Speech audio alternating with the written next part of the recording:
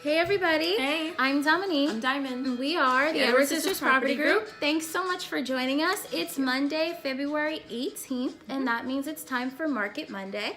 Today's market update, we're going to be covering the West New York market.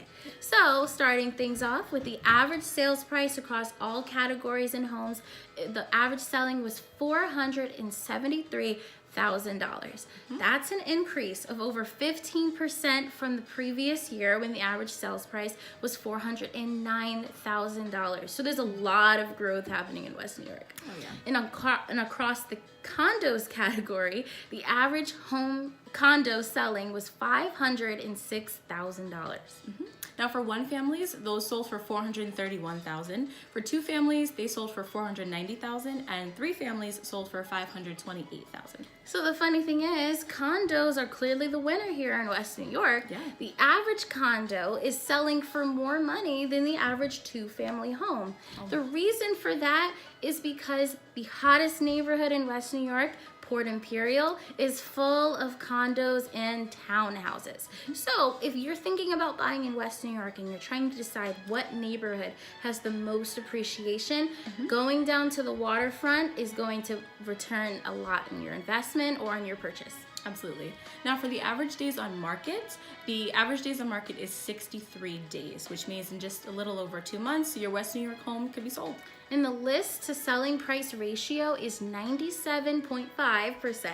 That means that the average home sold for within 2.5% of its asking price. So if you're selling your home, make sure you list it as close to market value as possible, and you can expect for offers to come in at around 97.5% of that price or higher. And now if you're on the buy side of things, you'll need to make an offer of no less than 2.5% from the asking price. So you're gonna have to get a little close or even a bit higher than that in order to secure the home that you want. Yes. Now for the average rent, for studios to 1 bedrooms, the average rent was about $1,800. For 2 bedrooms, it was $2,400, and for 3 bedrooms was $2,900. So the reason we're seeing these huge numbers is because West New York has become a boomtown with a large luxury rental market. And in comparison with Hoboken or downtown Jersey City, those prices are a steal. They really are.